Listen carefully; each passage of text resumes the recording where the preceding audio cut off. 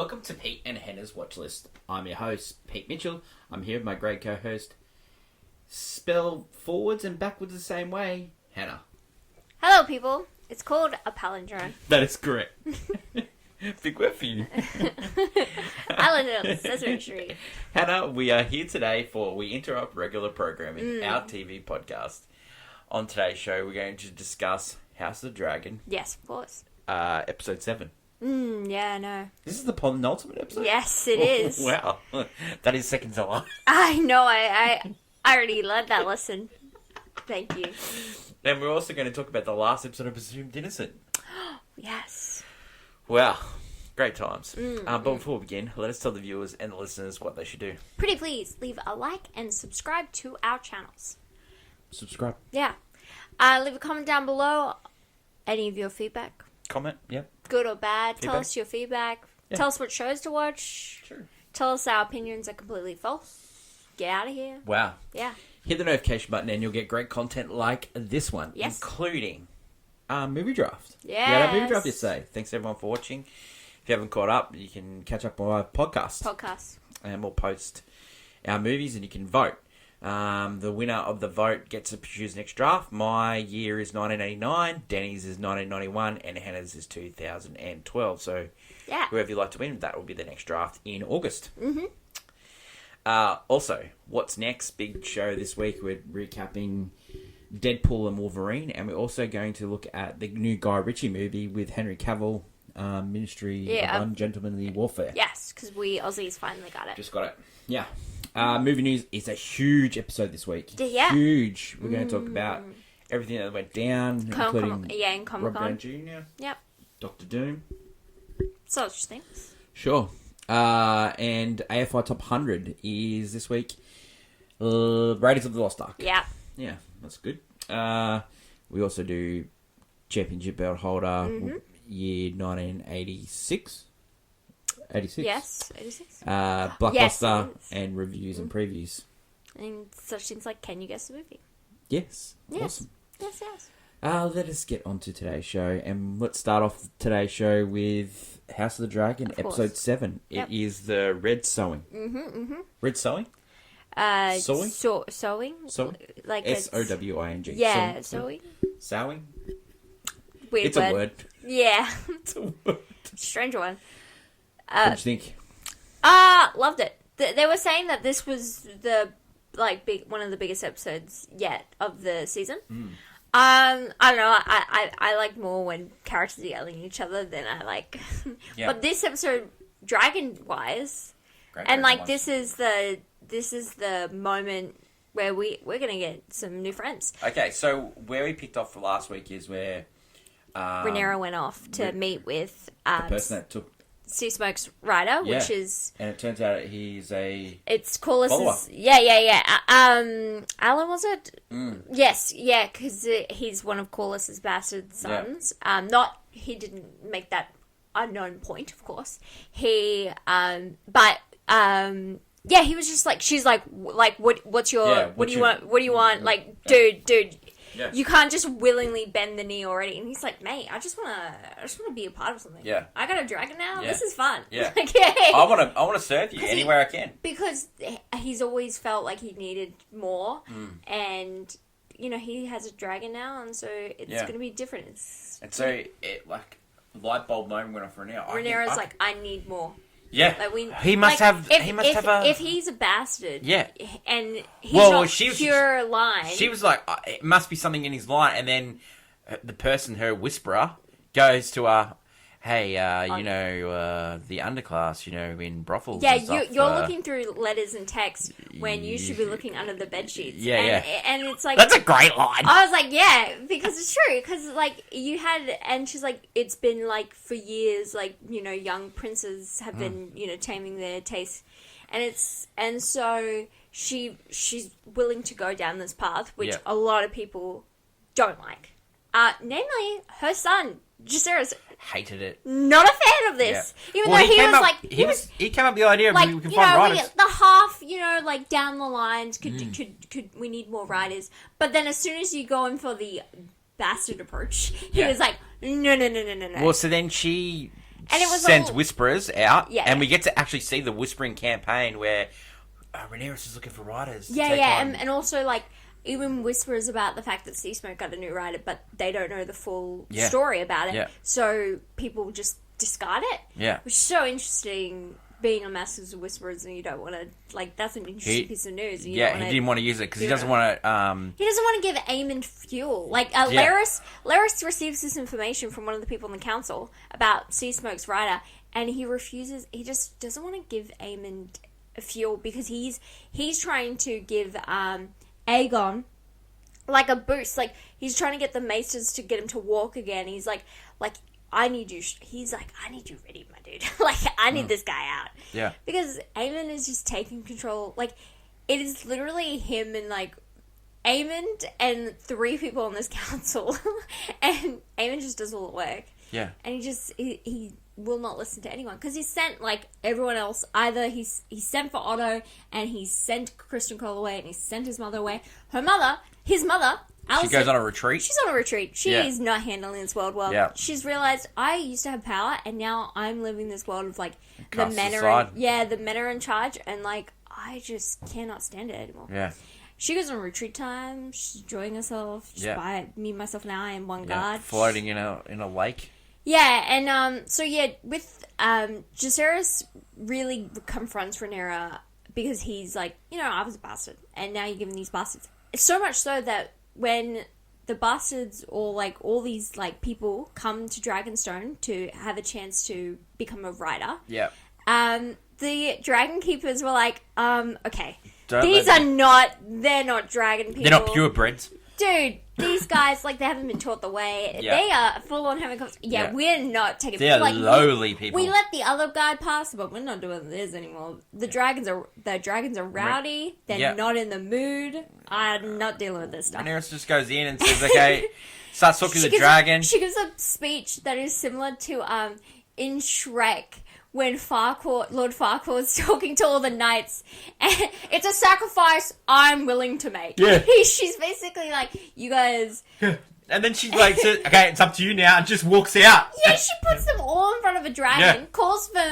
Vermithor, which is the second largest dragon alive right now, in tamed wise. Yeah. And she's like, alright, peace out, enjoy, figure it out amongst yourselves. Yeah.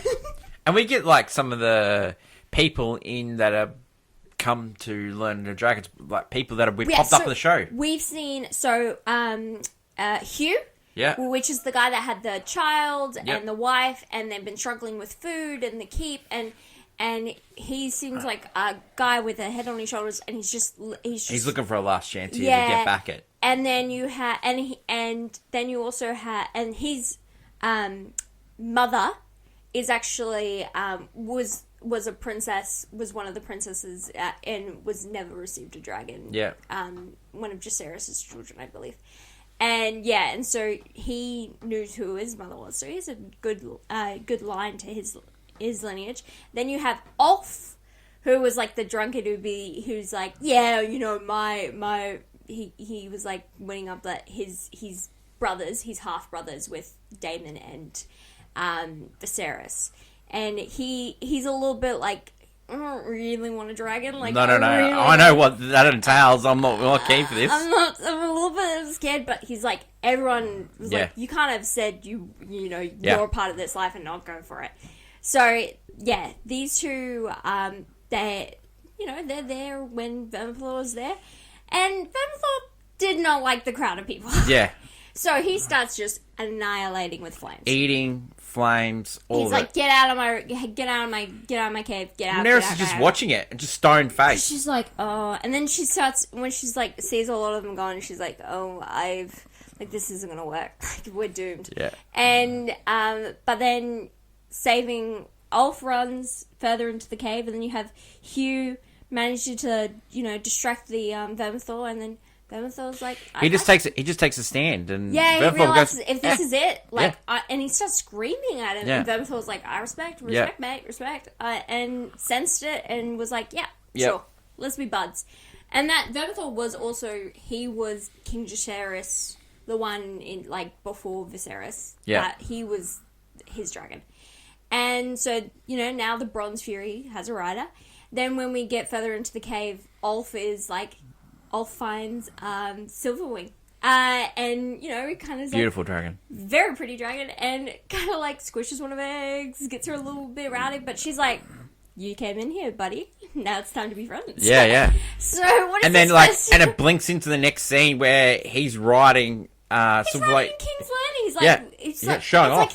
Showing off. He's like, he's like, whoa, doing little flips and tricks, and Aemon is like on this thing. He's like, I'm not letting this pass. He gets on his horse, gets straight to Vhagar, gets on Vhagar, chases this guy, and then he goes to Vhagar. Oh, we're not. But then when he heads to Dragonstone, he knows going to Dragonstone with a dragon like Vhagar, things aren't going to go down well because it is an island filled with dragons. Yeah, and plus, he can see that there's 3 dragons with 3 dragon riders ready to go. Yeah, so he makes the great decision, turn around, because it's not going to go. And Rhaenyra is just there, and she looks great, by the way. She looks like a queen warrior. This episode was shot really nice. There are some great moments in this.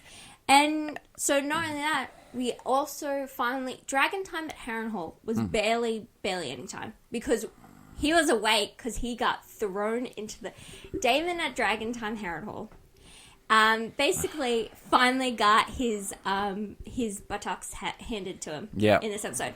So you had the Lord go... the young Lord now head but of the Riverlands. Daemon tried to get him to take over. Yeah, and he's like to the kid, we need... I don't need their love. Yeah. I just need their swords. Come on, And he also said that the Duke had made a commitment to...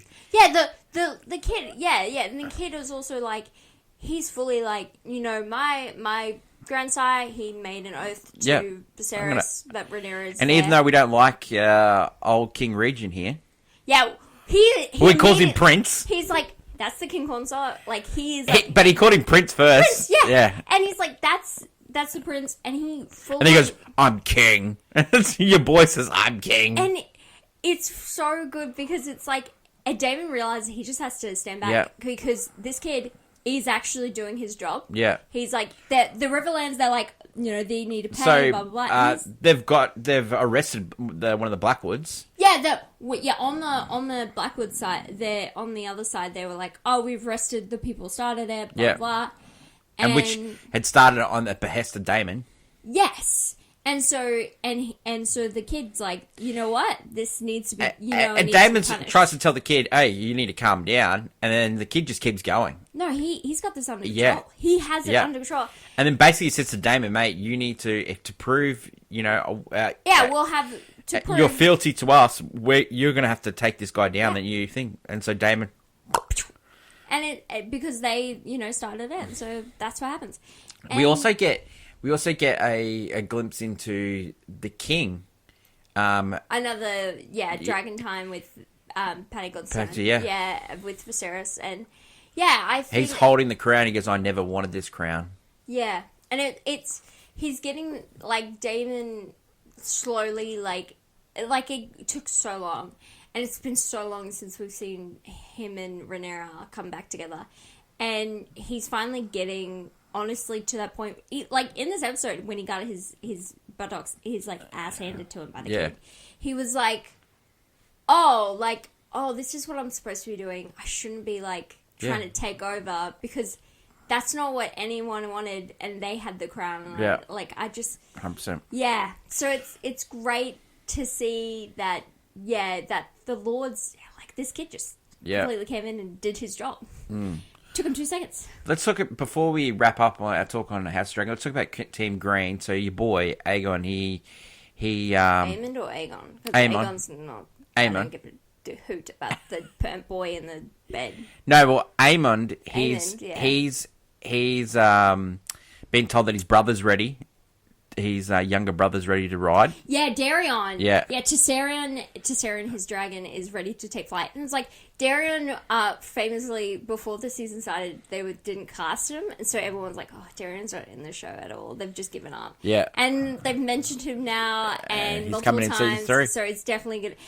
He won't last long. But yeah. It's how the show goes, but then, I love him. Aegon, he has started to walk again. Yes. and yeah, painfully, yeah. So, yeah, maybe that'll come up in episode 8. And so the trailer released for it, and and Eamon did also go to Helena and ask, I need another dragon. I need you to ride Dreamfire. So that's the next episode, and that's gonna be season finale. Yes, season finale, and big things are gonna happen. Yeah. It's gonna be, this whole season has been like really great, like amazing episodes. I think it's way better than the first one.